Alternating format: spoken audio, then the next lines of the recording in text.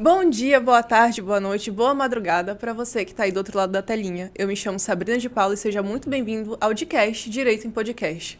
O nosso podcast maravilhoso produzido aqui pela Vox Mais para você que é acadêmico de direito, para você que já está trabalhando na área, dentro dos seus mais diversos ramos.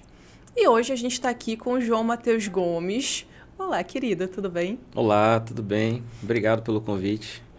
O doutor João Matheus já é meu conhecido, a gente estudou junto, né, João? Isso mesmo. E aí estamos os dois aí trabalhando, trabalhando com regularização de propriedade, né? Isso, tanto urbano como rural e também algumas causas de herança. E a gente vai aqui bater esse papo gostoso, chuchuzinho, com vocês, é claro, assistindo a gente. Matheus, me conta um pouco, a gente já se conhece tem um tempo, mas como foi aí a tua entrada no direito? Porque isso daí eu já não sei. Pronto, nós somos egressos da UBRA, né? Formamos lá juntos e a minha inspiração de fazer direito vem de família. Eu tenho duas tias, né, que são advogadas e aí hoje elas estão no poder público, mas eu havia, né, essa interação, eu via elas estudando, tudo, e aí foi gerando em mim essa vontade. Também desde muito novo eu sempre gostei de estudar muito, de ler, sempre fui muito curioso. Então foi um incentivo também do meu avô e do meu pai no tempo, né, já que eu tinha essa predisposição para a leitura, para o estudo. E quando eu entrei na faculdade, em todo o tempo havia aquela pergunta: e aí, tá gostando? É isso mesmo? Só que com o passar do tempo eu fui me identificando mesmo com o direito e hoje eu sou bem realizado, graças a Deus, na profissão. Tu tá há quanto tempo já advogando? Já é mais de Já 5? agora em setembro faz 5 anos. Já? Já há 5 anos. Eu Caramba. peguei a carteira em agosto de 2019, aí em setembro eu já montei o escritório. Faz cinco E anos. desde o começo, como é que é a tua experiência dentro da advocacia? Ó, Assim, do começo mesmo. Tu começou sozinho, no caso. na verdade, eu tive a oportunidade dentro de um escritório, já de uma advogada mais experiente, né? Essa advogada não estava em Santarém, ela estava morando em Belém, mora até hoje, e ela precisava de um associado que ficasse livre para trabalhar, mas que tomasse de conta ali das coisas dela. E assim eu fui para um escritório, né? Foi pouco tempo, logo depois ela me ofereceu uma proposta de eu ficar com o ponto, né? Então eu assumi o ponto. E aí, nesse meio tempo, eu já estava trabalhando em parcerias com colegas que vieram da faculdade, né? Inclusive, tem um que ainda é meu parceiro até hoje no escritório, né? Que é o Dr. Simão Rabelo, previdenciarista do seu tempo também, né? Então, quando houve essa oportunidade de pegar o ponto, isso foi questão de 3, 4 meses. Eu já convidei ele e ele já começou a trabalhar comigo diretamente ali. E assim a gente montou nosso primeiro escritório. Então, já finalzinho ali de 2019 mesmo. Foi um tempo muito bom de aprendizado de gestão, de aprendizado de negociar com clientes, definir realmente qual era o nosso público-alvo, o que a gente queria trabalhar, né, ali a nossa causa mesmo. E aí entrou 2020 e veio o banho de água fria da pandemia, né? Mas o início foi basicamente assim. Tu. Como foi a tua experiência realmente advogando logo desde o começo? Eu acho que advogar com uma outra pessoa mais experiente dá um bom suporte pra gente, né? Só que ela tava à distância e como é que vocês fizeram essa dinâmica? Como é que foi essa tua experiência? Exatamente. Quando eu entrei no escritório dela, ela já morava em Belém. Então o escritório estava praticamente comigo e com um estagiário que ela tinha. Então eu cheguei a pegar algumas coisas que ela já tinha como processo, mas na verdade foi por minha conta própria. Então eu tive que correr atrás mesmo dos meus clientes e definir o que eu queria apresentar para a sociedade como um todo. Quem é o João, ele é advogado disso e daquilo, ele faz isso, ele faz aquilo. Então foi um tempo de muito. Hoje eu vejo no tempo, a gente recém-formado, precisando pagar conta, né, o bolso vazio. Era muito difícil, porque você queria ver retorno, retorno. Só que foi um tempo de esquentar o mercado mesmo, de trabalhar. Eu fiz muito curso de marketing, eu fiz curso de negociação, de precificação. Então, tudo começou com a minha rede de relacionamentos. Família, amigo, né, contatos do comércio. Então, ia lá, eu estou advogando, minha área é essa e aquela outra. Até que, de repente, pum, veio o primeiro cliente. Aí dá aquele frio na barriga, você não sabe muito bem o que fazer, né? O primeiro protocolo no PJE. E aí, mas foi basicamente isso. Então, realmente foi por conta própria mesmo. Então, estudando muito essa questão de negociação, de marketing e também processualmente falando. Não sei pra ti, mas pra mim, um dos primeiros desafios foi a precificação dentro dos contratos, porque ou tu não tem como pagar pra trabalhar, né? Como foi que tu lidou com essa situação de aprendizado? Eu coloquei aqui o exemplo realmente do meu que era o mais difícil, né? Mas como foi que tu lidou com esse aprendizado? Tu falou que fez muito curso de marketing. E pra gente isso é muito importante porque não é tudo que a gente consegue fazer, né? Exatamente. Bom, foi basicamente assim, esse é um gargalo de muitos jovens advogados, eu acredito até que já de advogados experientes, né? Então, eu venho de uma família empresarial, né? Meus pais são empresários, eu sempre trabalhei com eles ali desde a minha adolescência, no comércio com eles, então eu já tinha uma noção básica de como precificar. Só que eu tinha aprendido já a precificar produto, não serviço. O produto é tangível, né? Você compra aqui um copo, né, de R$ 20, você coloca ali o imposto em cima, seus encargos trabalhistas, etc., e sua margem de lucro e coloca na prateleira. Um exemplo. O serviço é intangível. Você não tem como mensurar. Ainda mais na advocacia que você oferece ali um prazo para um cliente de 6 meses, só que no segundo mês o juiz adoece, o juiz muda de comarca e o processo que duraria 6 meses dura 1 ano, por exemplo. Então, logo que a advogada fez essa proposta para eu assumir o ponto, ela tirou as coisas dela e aí eu tive que pegar um dinheirinho e aplicar para comprar o que todo advogado iniciante precisa, né? Uma cadeira ali, impressora, essas coisas. Então eu já tinha uma ideia de quanto, pelo menos pelos 12 meses que eu parcelei no cartão de crédito, ia perder de vista, eu teria meu custo fixo, né? Meu aluguel, minha energia, ali, manutenção, limpeza, etc. E o meu parcelamento dos meus bens ali, móveis para poder trabalhar. Então, a partir disso, eu aprendi também num curso desse, você calcular só a hora de trabalho. Então, poxa, serviço é intangível, tu não sabe quanto tempo, não, mas tu vende tua hora de trabalho. Então, você trabalha ali de segunda a sexta, tantas horas por dia.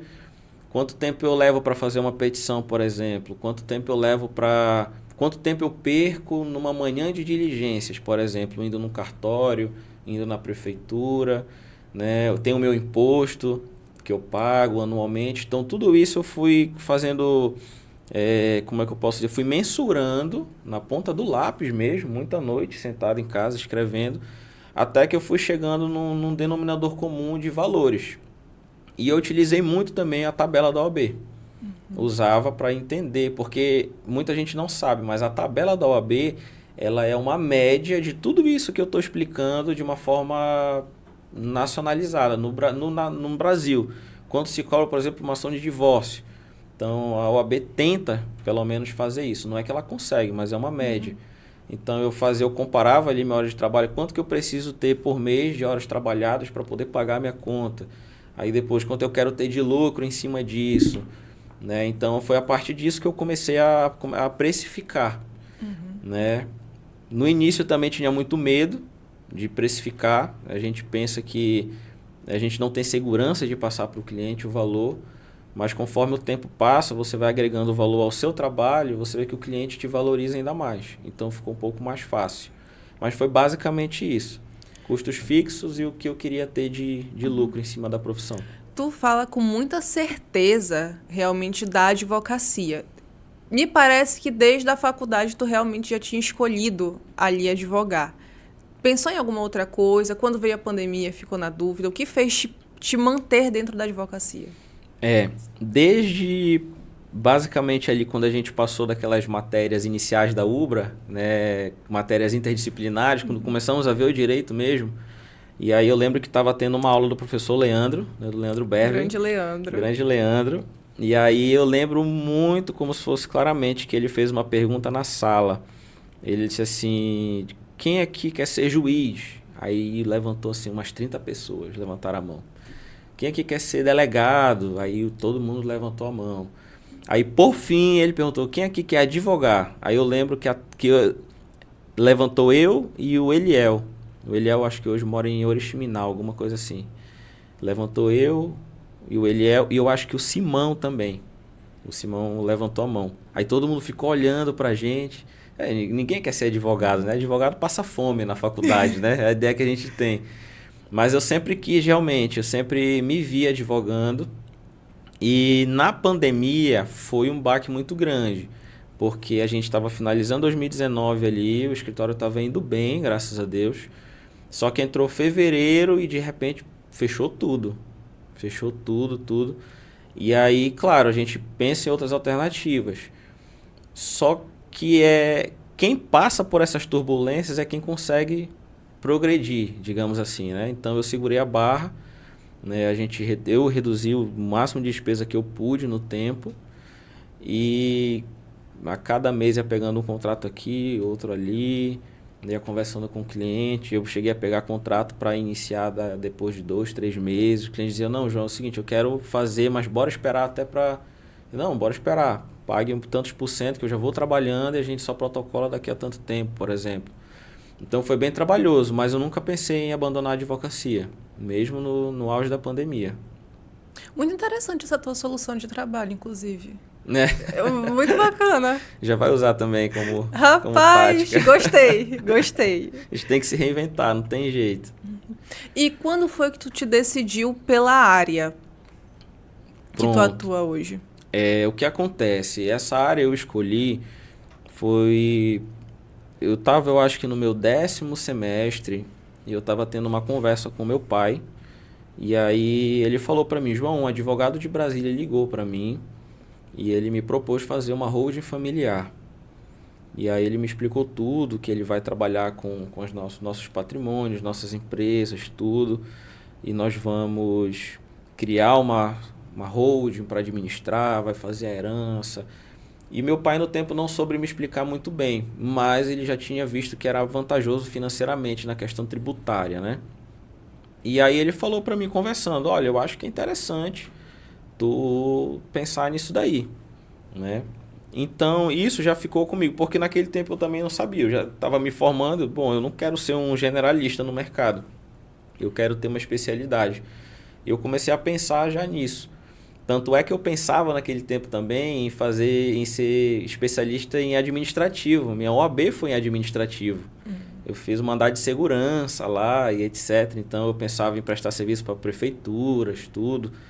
Aquela miscelânea ali de ideias, né? Só que eu guardei essa informação. E aí, conversando no meio empresarial, com amigos, conhecidos, amigos da minha família, eu comecei a ver que um dos calos que eles tinham era justamente a sucessão empresarial, sucessão de patrimônio.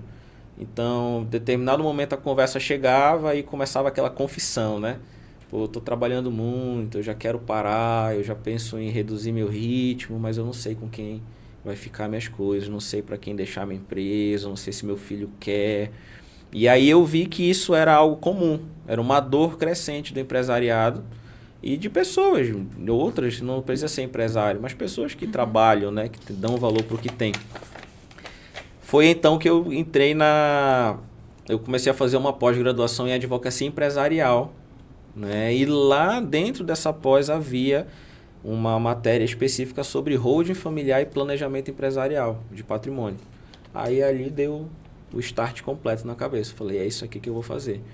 E aí comecei a focar mesmo, fazer a especialidade de holding, divulgar, fazer o marketing e abrir o leque também para outro tipo de planejamento.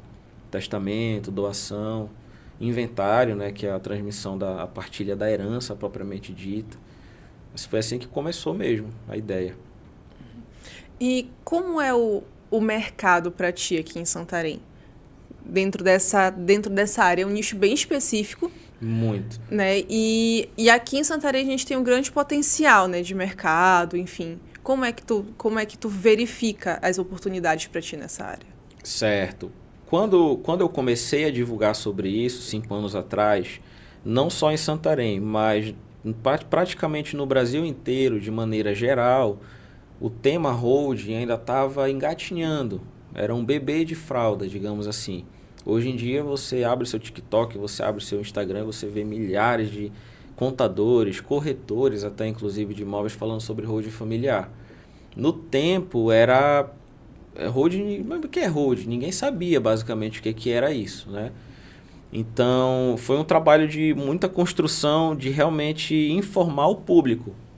Muito marketing de conteúdo, muita roda de conversa, né, sentado com empresário, visitando empresário, conversando com produtores rurais, eu faço holding rural também, explicando vantagens e desvantagens também, entendendo a dor do cliente, o que ele quer, o que ele imagina, protegendo o patrimônio, planejando sua herança.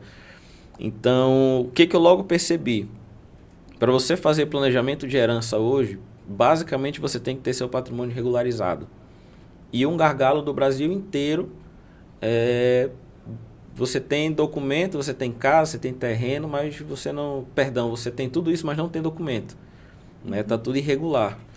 Então eu comecei a receber demanda no escritório de gente querendo fazer holding familiar, mas que tinha tudo ali no recibo de compra e venda, nem recibo de compra e venda tinha, era um espelho de PTU somente da casa, de bens valiosos, fazendas que estavam totalmente irregulares, sem georreferenciamento, sem nada. Então eu disse, bom, eu quero fazer a minha especialidade, mas eu tenho que fazer um pré-processo, que é regularizar esse patrimônio. Comecei então a fazer uma pós-graduação sobre isso, né, direito imobiliário e negocial, justamente para oferecer mais esse serviço na minha prateleira, que era a legalização de terras urbanas e rurais. Então foi mais ou menos assim. Mercado sobre holding, hoje as pessoas estão tendo uma noção melhor. Então, graças a Deus, as pessoas já procuram um escritório para fazer holding. Basicamente, no início, ninguém sabia. Então, era um trabalho de formiguinha mesmo, né? Ainda é hoje, ainda é hoje. E o mercado imobiliário para regularização de imóveis é um mercado que tem um leque grande, né? Principalmente porque Santarém e essa região aqui é uma bolha imobiliária, a gente sabe disso. O mercado aqui é muito bom, de tanto vertical como horizontal. Uhum. Uma coisa que me chamou a atenção agora nessa tua fala é porque tu foste verificando as dores do cliente, né? E foi abrindo realmente o leque, mas sem sair desse ponto central de holding, né? E já tinha visto, inclusive, algumas colocações de, enfim, outros advogados por aí, dentro do Instagram, principalmente, e eu pego muito o exemplo da Camila Mazeira, trabalhando com direito de família, mas tendo também abarcando vários temas associados, justamente por ser as dores do cliente, né? Então, planejamento sucessório, questões empresariais, porque o empresário ele tem uma família, a família vai ter que herdar, o que vai acontecer. Então, são várias questões pontuais, mas que sempre giram em torno de uma mesma área, né? Que é aquilo que você escolhe fazer, e no teu caso, a holding. Como foi para ti detectar essa necessidade do teu cliente? Como foi que o que tu usou de técnica ou tu foi verificando para tu conseguir abrir mais esse teu leque de serviços dentro da advocacia? Certo. O primeiro passo que eu tive para isso foi porque eu sempre quis oferecer algo de valor para a sociedade. Então, eu tinha uma ideia. Eu digo, bom, eu não posso ser apenas um advogado que vai ali abrir a porta do escritório de manhã, sentar atrás do computador e aí terminar o dia, no final do dia. Eu quero que me conheçam por algum valor, por alguma situação. Então, eu entendi. Ótimo, beleza. Então, eu tenho que me especializar. Eu tenho que divulgar minha especialização.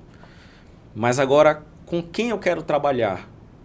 Né? Com quem eu quero trabalhar? Então, eu comecei a pensar aonde eu quero chegar. Então, eu decidi que eu queria trabalhar para empresários. Até por conta da minha formação, né? A minha experiência já no comércio. Então, eu digo, não, eu quero trabalhar para empresário. Então, o empresário gosta de reduzir imposto, o empresário quer reduzir encargo, eu pensei até em oferecer produtos trabalhistas, serviço trabalhista, eu decidi não, direito do trabalho para mim não dá, não sei nem para onde vai até hoje. Qualquer coisa eu ligo lá pro Seric, falo com ele, professor, então outros colegas, tudo. Mas eu digo, bom, já tinha, como eu havia falado, essa conversa que eu tinha tido com meu pai sobre um advogado oferecer holding familiar. E no tempo eu estava já fazendo a pós-graduação e a matéria sobre planejamento sucessório. Casou com isso que muita roda de conversa, né, happy hour, churrasco, eu conversava com empresários e eles iam soltando isso. Né? Tô comprando tal coisa, eu preciso de alguém para legalizar para mim. Cara, eu comprei tal coisa de herança, é o maior rolo, tem herdeiro que não quer assinar, herdeiro que diz que vai para a justiça porque não concordou com a venda, e eu ficava ouvindo aquilo. Né? Ou então, poxa, eu tô já chegando ali nos meus 55 anos, 60, eu tô cansado, tô doente, eu preciso desacelerar, aposentar, só que eu não sei como fazer isso, eu não sei como planejar minha herança. E aí tudo foi um teste. No início eu não sabia se eu ia me identificar, mas eu tentei. Peguei o primeiro cliente, peguei o segundo, o terceiro. Quando eu vi que realmente ali o carro engatou mesmo na estrada, eu falei, não, agora é essa área que eu quero. Foi essa área. Então foi ouvindo mesmo. Ouvindo o meu público-alvo, que é o empresariado.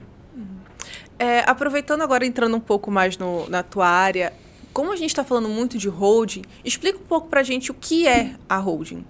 Certo. Em linhas gerais, holding familiar é uma célula cofre que você cria para integralizar ali seus bens. Então você retira os seus bens do seu nome, pessoa física, e de uma forma gradativa, bem planejada, com planejamento tributário, você vai integralizando ali dentro e reduzindo impostos, né? Então, existe um cálculo que a gente faz no diagnóstico, que a gente prova para o cliente quanto seria a sucessão dele, a herança hoje. Se você morrer hoje, seu processo de inventário vai ficar para a família nesse custo. Você fazendo a holding com a gente, você vai ter basicamente esses custos aqui. Então, é uma disparidade muito grande. Né? A diferença de planejar em vida para o planejamento pós-morte, chamado. Então, você vai integralizando o que você tem ali dentro. Existe a diferença de holding patrimonial, que a gente chama, que são bens urbanos, e a diferença de holding rural, que muda todo o sistema por causa da documentação, por causa da tributação, que é a holding rural. Bens rurais, sítio, fazenda, chácaras e etc. Então, existe também holdings que eu já fiz de participação em empresas. Geralmente, o empresário tem ali 4, 5 empresas, ele tem sócios de outro núcleo familiar, pessoas que ele só considera no trabalho, mas ele tem uma esposa, ou então a mulher tem um esposo, tem filhos, e aí a gente planeja se um falece, se o outro não falece, quem fica, quem sai, como que é indenizado. Então é uma holding que ela vai, ao invés de ficar o nome do sócio nas empresas, é o nome da holding ali, circulando nas empresas, administrando. Também uma forma de você manter a sua participação majoritária.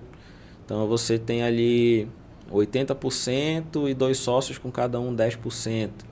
Então você cria uma holding para que ela fique majoritária de uma forma ininterrupta, por exemplo. E aí dentro a gente vai estruturando contratos. Contratos com a Lei da Liberdade Econômica agora, né, possibilitou muito isso. Você estruturando justamente isso para ficar bem amarrado lá dentro. Juntamente com isso, como existem ali disposições, né, a gente sempre providencia um testamento, quando existe apenas uma holding de participação. Então fazemos também um testamento para o cliente, deixamos ali tudo certo, de preferência público. Então é basicamente isso, é uma célula cofre destinada a abrigar o patrimônio da família mesmo, em camadas de proteção criada para isso. E existe também o planejamento tributário. Né? Hoje, por exemplo, eu tenho um cliente que criou holding para operar no mercado imobiliário. Então, depois de um ano que a gente criou a holding, ele já salvou o dinheiro e já comprou novos imóveis. A holding dele já investiu no mercado, aí já vai começar a construir, etc. Bem interessante. Quais são os benefícios da holding? Tu fala muito da questão do benefício tributário, né? Mas tem outros além desse? Como é que seria? Basicamente, para a operação da holding tributário.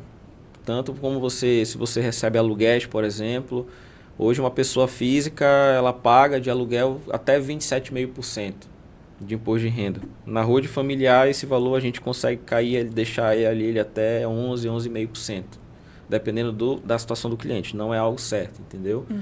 Mas aí você já tem mais 50% de economia. Compra e venda de imóveis também. Não é fielmente vantajoso você vender imóveis pela holding, mas a gente faz um planejamento tributário anterior para ver se o que compensa você vender na sua pessoa física ou você vender pelo CNPJ. Se compensar vender pelo CNPJ, a gente integraliza o patrimônio, entendeu? Então, basicamente, para hoje, o efeito tributário é muito grande. Para o futuro, você tem a opção de deixar a sua herança ali resguardada, planejada e segura dentro do cofre. Quem pode fazer a holding? Quem pode estar dentro, constituir, enfim, quem pode realmente fazer, dar início na formação, né? Eu não sei se eu expliquei muito bem, mas tu entendeu a pergunta. Sim, sim. Qualquer pessoa que tenha um patrimônio declarado no seu nome, você já pode fazer uma holding. Você já pode começar a planejar seu patrimônio. Quando eu disse há pouco que a holding até 5 anos atrás era algo quase que indizível no país, as pessoas não falavam sobre isso, é porque hoje está democratizado. Antigamente ficava no topo da pirâmide. Então, por exemplo, você vê grandes empresas como Lupo, Odebrecht, Engenharia, Camargo Correia, enfim, empresas que se perpetuaram ao longo dos anos, todas elas têm uma holding controladora. Porque essas famílias entendem, todas começaram como empresa familiar, só que elas entendem que chega num tempo que a pessoa física se esgota, seja pela morte ou seja pela aposentadoria. Mas o negócio precisa continuar, o negócio precisa ser perene. Existe uma família que precisa dessa manutenção, precisa da renda. Existem famílias, né, empresas que empregam aí 1.000 funcionários, por exemplo. Então eles criavam um holding para operar, sair, tirar de cena a pessoa física e começar a operar simplesmente na jurídica. E as empresas se perpetuaram. Com o passar dos anos, essa operação começou a se tornar popular. Já não eram mais os grandes grupos empresariais somente, as grandes famílias, né, famílias muito ricas do sul do país, por exemplo. As pessoas comuns, né, das camadas mais baixas da sociedade começaram a receber a informação e a fazer holding. Então eu já fiz holding, por exemplo, de um imóvel só. Aí a família tinha um imóvel, mas o pai já sabia ali que haveria conflitos entre os herdeiros, a gente integralizou e amarrou ali para deixar a cota de cada um certinho, por exemplo. Então, qualquer pessoa que tenha patrimônio, que tenha principalmente herdeiros, pode fazer holding. E até que não tenha também. Como que colabora para essa questão da sucessão, a holding? Certo. Vamos lá, o primeiro passo é você tirar os seus bens do seu CPF. Né? Você falece com o seu patrimônio no CPF, você já vai direto para o processo de inventário. O inventário naturalmente é caro. Então, o inventário, João, só é caro para quem briga? Não. O inventário só é caro para quem tem filho fora do casamento? Não. É naturalmente, porque é calculado a valor de mercado. Então, o imposto é alto, as custas judiciais são altas, as custas cartorárias são altas. E o que acontece? Muitas vezes a família está em paz, está todo mundo de acordo. Só que as custas são altas e ninguém tem dinheiro no momento para arcar. E quanto mais esse processo espera, mais demora e pode ser que aumente o custo. Por exemplo, agora mesmo eu terminei um inventário no escritório que ele começou ano passado. E aí de lá para cá outras coisas foram surgindo. A família estava em paz, mas ninguém tinha o valor no momento para fazer o processo. Então vários incidentes vão surgindo e vai, e aí tira a certidão daqui, tira a certidão dali, descobre outra coisa, o valor foi aumentando. Para finalizar, mudou o ano, alterou a tabela do cartório, e aí o valor que era um passou para outro, por causa do ato. O ato foi praticado agora, então é natural que o cartório pratique com o valor atualizado da sua tabela. E eles tomaram um susto. Não, doutor, aumentou muito e tal. Pois é, aquele orçamento era a tabela do ano passado. Essa é uma tabela nova. Então, você tira esse patrimônio do seu CPF, inclui no seu CNPJ, com KNAI específico para administrar seus bens ali. E aí você evita esse desgaste completo de inventário, porque em vida a família já vai organizando tudo ali. No final das contas, o que você faz é o chamado inventário negativo, né, para provar que realmente você não teve nada. Pode acontecer do cliente integralizar os bens e não doar para os herdeiros as cotas. Então ele falece e mesmo assim fica ali cota no nome dele. Então a gente vai ter que inventariar a cota. Mas mesmo assim é muito mais simples do que você inventariar fazendas e imóveis e terra e apartamento, etc. Quem tu aconselha a fazer holding agora? Olha, eu tenho conversado com muito jovem empresário para fazer holding. Pessoas que estão em plena expansão ali do seu patrimônio, estão trabalhando, estão com saúde. Jovens empresários a partir mesmo ali dos seus... O pessoal começou a trabalhar, adquiriu um terreno, adquiriu uma casa, eu já aconselho, faça a holding familiar. Nos países de primeiro mundo é muito comum a pessoa operar numa pessoa jurídica. É muito comum. Então, para nós é um pouco, poxa, mas por que eu vou ter que ter uma holding agora? Né? Isso é algo a ser trabalhado na mente do brasileiro mesmo. Por exemplo, no agronegócio, tanto na Europa como nos Estados Unidos, um produtor rural não operar a sua atividade numa pessoa jurídica é uma loucura. Aqui no Brasil, a grande maioria dos produtores rurais trabalham na pessoa física. Então, você tem ali um patrimônio de milhões, gigantesco, com muitas dívidas atreladas à sua pessoa física. Você tem parte da sua fazenda que vai sendo bloqueada na justiça por processos, encargos, etc. Então, o que eu falo? A holding em si é para quem já tem um montante patrimonial reservado, que diga assim, olha, isso aqui é meu, é o que eu quero deixar para os meus herdeiros e eu quero planejar para eles. Mas eu também tenho vendido e aconselhado muito os jovens empresários, jovens empreendedores a fazer sua holding, porque ninguém sabe o dia de amanhã. Quais são os cuidados que se deve ter ao fazer uma holding? Porque a gente sabe que às vezes nem tudo é benefício, né? Então, o que tem que ficar de olho, o que tem que tomar cuidado, justamente para que continue sendo benefício e não se torne algum problema no futuro? Principalmente procedimentos da lei. Então, muita gente, claro, longe de qualquer crítica a qualquer trabalho, né? Mas eu já recebi cliente no escritório com holding aberta. O cliente chegava, doutor, eu já tenho uma holding. Não, o meu contador já abriu uma holding. Ou então, eu fiz uma holding com um advogado, assim, assim, assado. Tudo bem, traga para mim o documento. Quando chegava na minha mão era um mingau, né? O contrato feito de forma errada, o bem integralizado. Teve uma holding que eu peguei, por exemplo, que tinha integralização de bem imóvel que não tinha registro de imóveis, não tinha registro em cartório. Você não pode transferir propriedade se não tem, mas estava lá, posse sobre imóvel tal, tal. Você não pode fazer isso. E o cliente achando que a holding dele estava aberta, estava operando. Então, são cuidados que você, ao abrir um CNPJ, ao informar aos entes federativos que você está transferindo patrimônio, está movimentando, você vai abrindo lastro e você vai chamando o leão para perto de você, que é a Receita Federal. Então, são cuidados principalmente fiscais. Tem que ter uma viabilidade, né? Você tem que ser sincero e dizer para o cliente, você pode fazer holding, você não pode fazer holding agora, entendeu?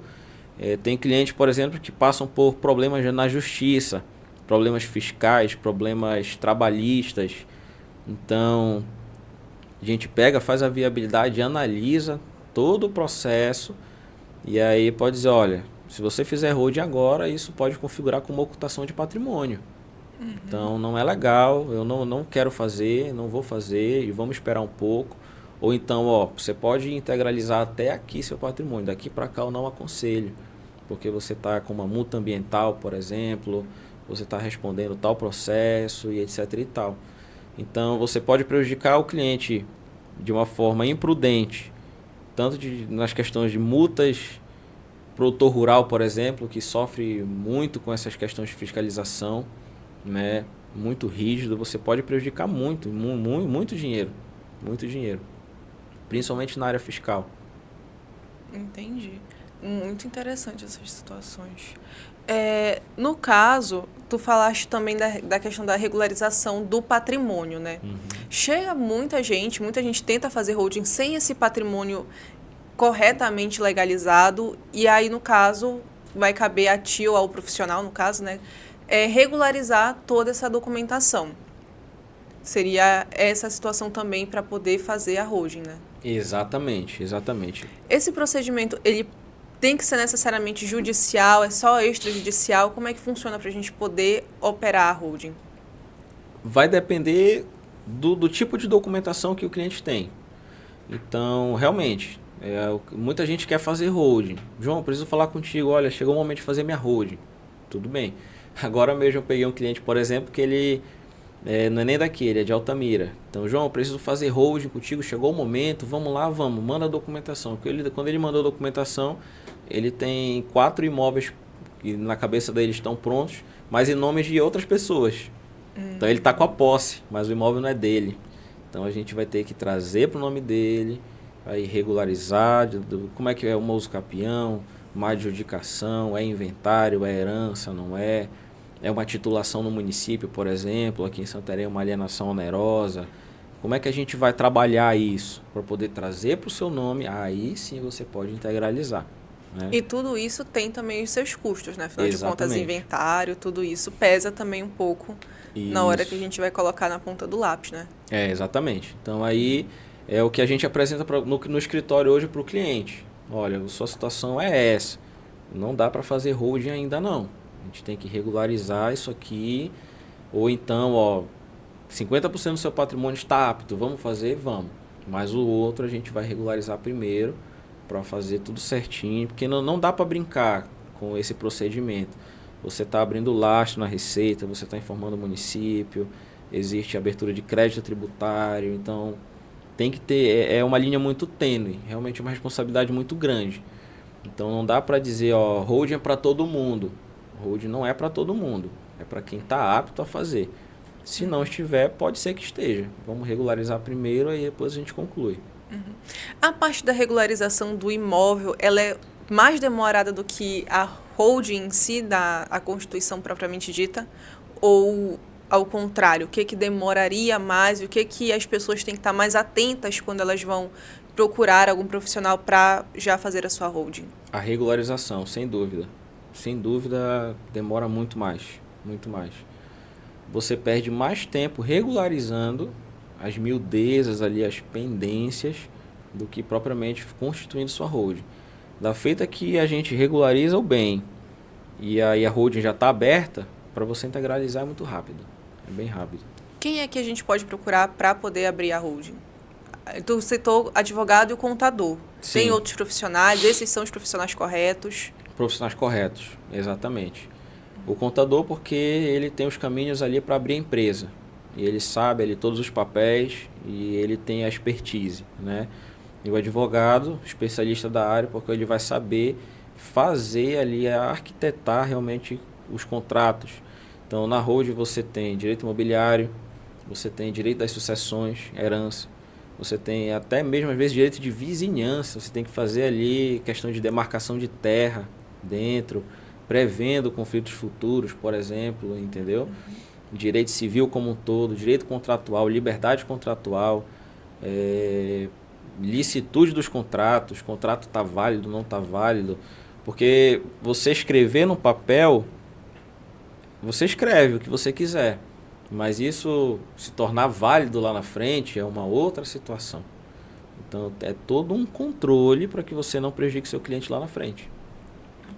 E o cliente que não pode fazer a holding, como é que é esse preparo para que ele possa fazer a holding? No caso, tu falaste que tem que também saber dizer para o cliente que não é a hora, né? Como é esse preparo, então, para chegar a hora do cliente fazer a holding?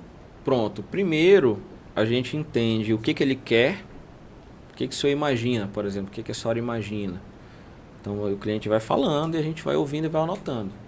De lá, a gente vai afunilando para ver o que a lei permite, né? Então, pode ser que no momento não seja holding, mas uma doação dê certo. Então a gente pode doar diretamente os bens, preservando a legítima, entendeu? A parte disponível ali para não ficar nenhum um com mais, outro com menos. A gente pode fazer testamento. Tem cliente que eu digo, olha, agora não tem como fazer hold, mas a gente já pode incluir um testamento aqui para o senhor, porque se de repente o senhor venha a faltar no tempo desse processo, o seu testamento já está assegurado aqui, como é que vai ficar a divisão dos bens da família. Então é basicamente isso. E também a regularização. Já aconteceu de a família não querer fazer a holding, achar, ficar com medo, falar, no caso, para o empresário, né? Olha, não faz ainda, ter alguma confusão por conta disso? Já, bastante. É assim, a holding ela sempre é de cima para baixo. Então é sempre de pai para filho e assim sucessivamente. Já teve caso de irmãos me procurarem. João, a gente recebeu uma herança e agora nós irmãos queremos, mas os irmãos já eram casados, uns já eram até avô, avó. Eu digo, não tem como fazer isso, só se vocês montarem um empreendimento para vocês. Mas vocês são núcleos familiares diferentes. Então vocês têm que fazer a holding de vocês para os filhos de vocês. Então, nesse sentido, já aconteceu do cliente querer incluir os filhos no planejamento. E eu sempre digo, o planejamento é de vocês, pais. Vocês não precisam da autorização dos filhos de vocês. Vocês não precisam estar ouvindo o que vai, o que não, o que deve, o que não deve. Vocês estão bem, estão saudáveis, não estão interditados. O planejamento é de vocês. Então, recentemente eu tive um caso, eu fiz a viabilidade completa da família.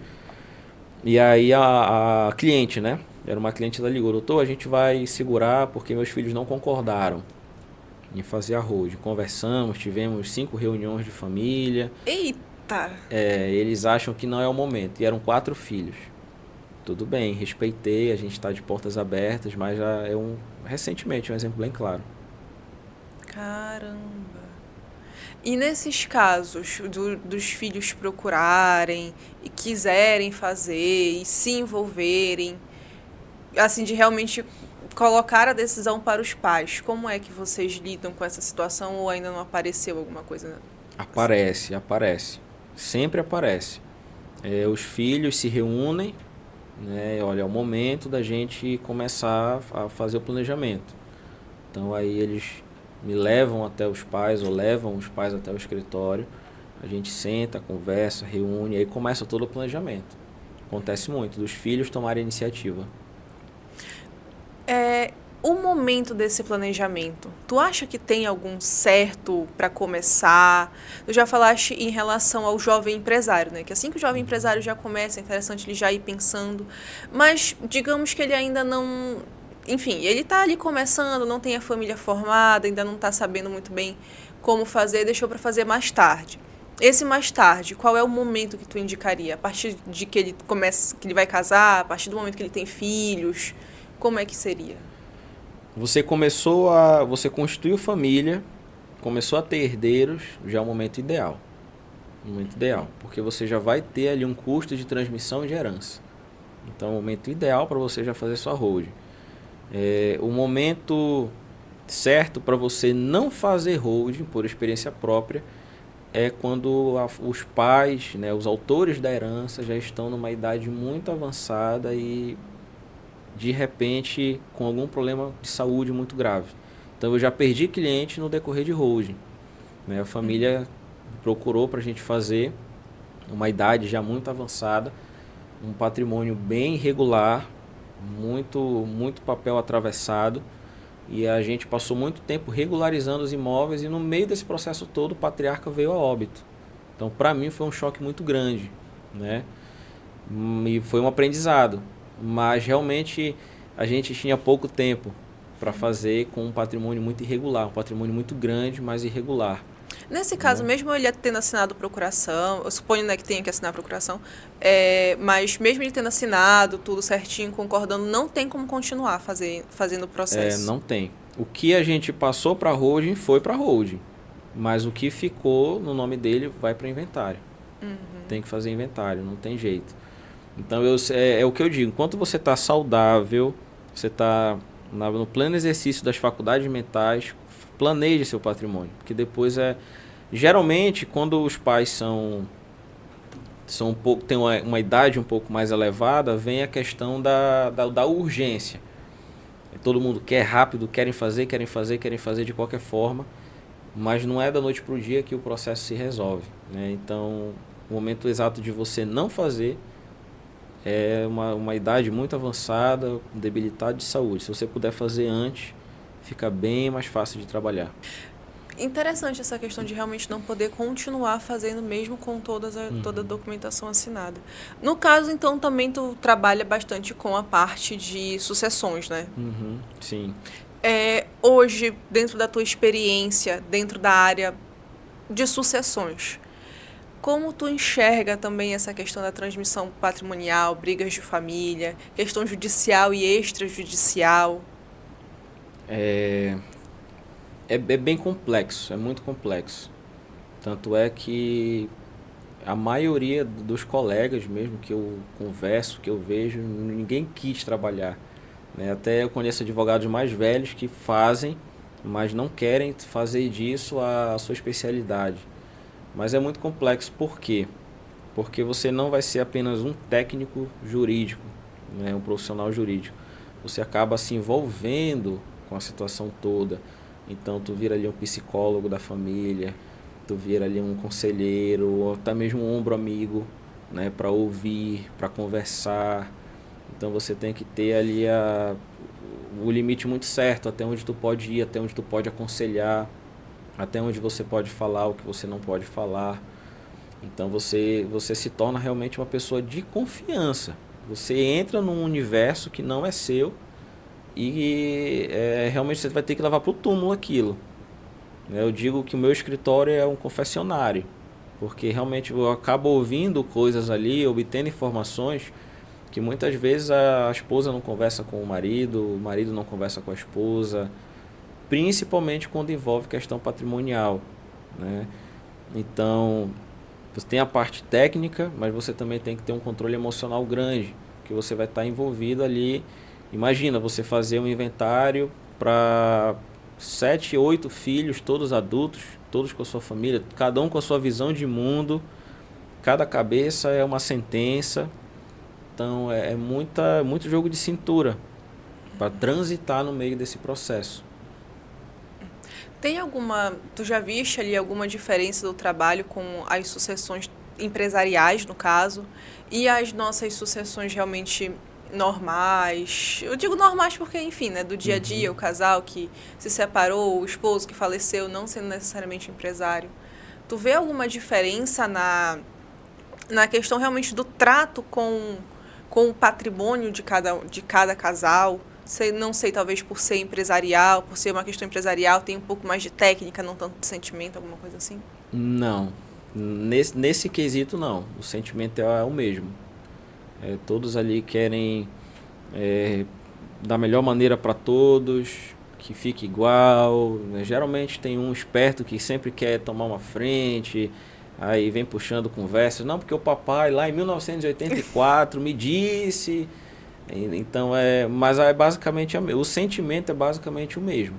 É basicamente o mesmo. Eu não consigo ver essa diferença. Nem se tratando de bens, o que eu consigo dizer é que existe um zelo muito grande. Porque dos maiores patrimônios que passaram por mim aos menores, o valor que a família coloca naquilo é muito grande. Então você tem que trabalhar para zelar por aquilo mesmo.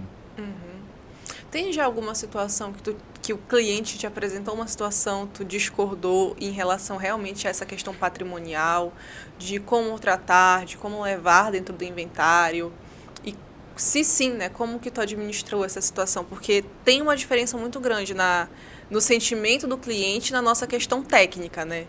Às vezes o cliente não entende o que é a técnica dentro ali da área jurídica, dentro da nossa situação, e quer muito que a gente tome as dores, os sentimentos, enfim, já apareceu, como é que tu lidou? Já muito, muito. O cliente ele senta na tua frente, ele vai colocando para fora ali tudo que ele está sentindo, tudo que ele imagina. Então já apareceu muito, vou te dar um exemplo. O caso do cliente chegar comigo, ter um filho fora do casamento, uma filha fora do casamento. Então, eles, ó, doutor, esse aqui é uma menina e um rapaz que eu tive na aventura da juventude. Esse rapaz não sabe nada do que eu tenho, ele não acompanha a minha vida, eu não sei como é que ele é, a gente se vê Natal, Ano Novo, aniversário, só, e eu não queria que ele herdasse nada do que é meu. Não quero, o cliente bate o pé, eu ouço tudo. Aí no final eu falo, olha, não é muito bem assim, né? Ele é seu herdeiro como qualquer outro. Filho é filho, não tem diferença. Está registrado no seu nome, é seu, ele vai ser herdeiro. O que a gente pode fazer é destinar algo para ele que aí o senhor não queira que fique para ele. Então o cliente diz assim, a minha casa de praia, o meu apartamento, que a minha mulher mora com os meus filhos, eu não quero que fique para ele. Tudo bem, a gente acha uma forma. Mas que ele vai ter direito, no quinhão dele ele vai. Isso aí o senhor não pode negar. Então teve cliente que já fez, já chegou com essa ideia, e mesmo no decorrer do planejamento, quando a gente estava ali escrevendo os contratos, né, os acordos, tudo, até mesmo o testamento, ele ainda estava resmungando, e eu falei, não, infelizmente é a lei, essa é a lei. Então são coisas que entram em conflito até mesmo com o princípio de vida, né? Então a gente tem que se posicionar e mostrar para o cliente qual é o caminho exato mesmo. João, a gente já está caminhando pro nosso tempo, né, final. Sim. E já indo pro final da conversa, uma coisa que pelo menos eu reparei bastante aqui, e também a gente já se conhecia, né? Então a gente já sabe um pouco do histórico, é que tem muito... Como é que eu posso dizer? Tu busca muito conhecimento. E isso ficou muito claro aqui, nesse momento que a gente está conversando. Então, dentro de tudo isso que tu já estudou, de tudo isso que tu já viu, da tua vivência dentro da advocacia, porque independente de tempo de vivência de profissão, a gente já carrega, né, os nossos aprendizados. Dentro de tudo isso, o que tu pode deixar, o que tu deixaria de recado para quem está nos assistindo agora, seja advogado já em início de carreira, advogado que já tem ali os seus bons anos vividos dentro da advocacia, ou outro profissional da área, ou principalmente estudantes. O que tu diria para eles dentro de toda essa tua vivência, dentro da profissão, dentro do direito? Tem uma... Agora tu me pegaste, viu? Mas quando tu falava, assim, eu lembrei de uma entrevista que eu assisti com um advogado que me marcou muito. Eu não lembro o nome dele agora, mas ele é um advogado ali do agronegócio, de Mato Grosso, Goiás.